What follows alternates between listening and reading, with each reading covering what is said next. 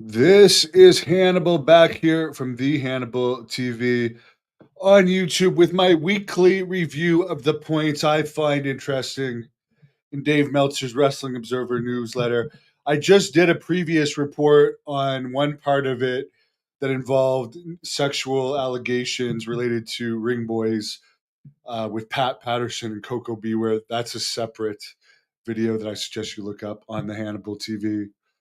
Um, that's important enough news. I didn't want to mix it in with the big news of the week. Hulk Hogan with a new look that was pretty much the look Billy Graham was using in the 70s with the two color beard. Of course, Graham should have sued Hogan for copyright infringement, for gimmick infringement. That would have been his best case because Hogan took so much from him and treated him like shit. So, and by the way, Valerie was very saddened of the Dark Side of the Ring episode on Billy Graham, how they portrayed him. In my case, he was a grandfather figure to me. Truly loved him, but oh no, let's interview Steve Kerr instead of Hannibal. And by the way, I never heard in the 10+ years that I talked to Billy Graham on a pretty much daily basis, he never once mentioned Steve Kern. So how they put Steve Kerr in there is just beyond me. And apparently, for the Billy Jack Haynes one, Jeannie Clark told me his ex-wife that I don't think she's in it. I don't think she is. I might be wrong on that, but she did say that she had heard that they got a prison interview with him, which they did. He was given supposedly $2,500. Did a prison interview where he'll probably be for the rest of his life for murdering his wife. And if he honestly expects that he's going to be portrayed well, he's it wouldn't be a surprise because he's an idiot. Anyways, as far as Hulk Hogan, as I got off track there with my rant, they did use a lot of my footage from Dark Side of the Ring, which they compensated me for this season. So I thanked them for that. But I do think I could have contributed a lot to at least the Billy Jack Haynes and Hulk Hogan episode, as well as something of the Vader episode because I was pretty good friend. I was actually quite good friends with Vader. I would say that. Anyways, back to Hulk Hogan. Um, According to Dave Meltzer, he thinks Eric Bischoff and Hogan are basically just jumping on this project for this amateur wrestling freestyle league that will likely fail at some point, and the money people are going to pull the plug, but they'll jump on it for as long as they can get money for it. The plan is to debut on August 30th in Cleveland with 12 matches, 8 men and 8 weight classes, and 4 women's matches. They want to use college wrestlers and wrestlers at the national and international levels. The idea would be to have a rematch of Gable Stevenson and Hendrickson from NCAA finals this year. That would be as big a money match they could have. I think they could all, like, if they brought back Brock Lesnar, that could be something too. I don't know what kind of shape he's in or if WWE would allow it because he still is under WWE contract. That might bring some interest, but to me, I was an amateur wrestler. Back in 2001, I was national freestyle champion. I was an alternate in Greco-Roman wrestling 2012. After I'd been out of wrestling for like 10 years, I made a 1-year comeback. Didn't train with a college team or anything, trained at TriStar MMA in Montreal.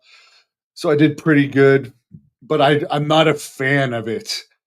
It has to be something pretty big to make me want to watch it. I like doing it, but Hogan's saying this is going to be bigger than UFC and WWE.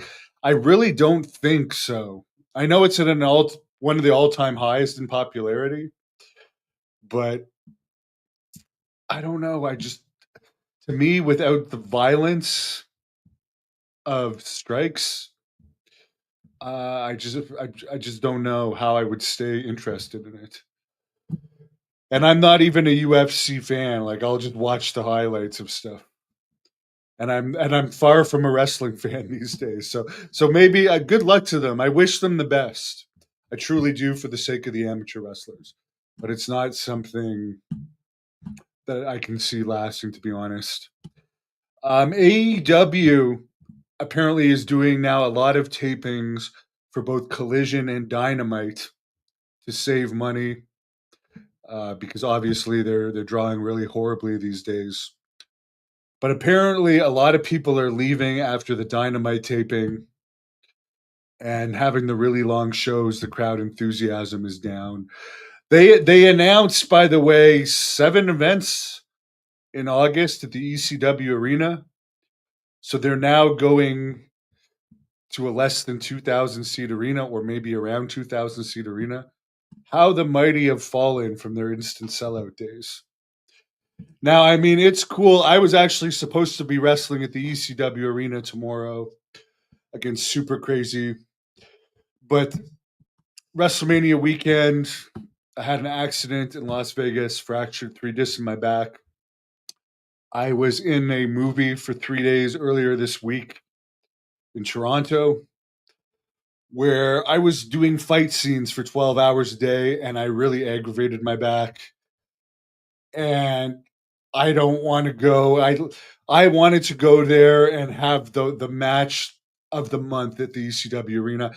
I have too much respect for the fans to go in there with a back injury that is not going to let me perform to the level that I would want to perform at for my debut at that arena. So I'm stepping aside, and Angel Medina is going to take on Super Crazy, and there might be another surprise in that match, and that's all I'll say about that. Best of luck to them. SmackDown last week, April 25th, Fort Worth, Texas, 10,900 in a 14,000 seat building.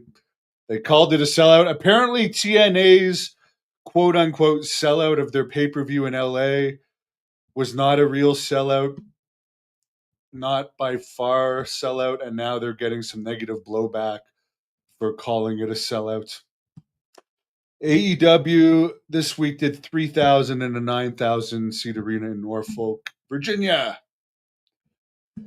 John, I'm not recovered, sadly.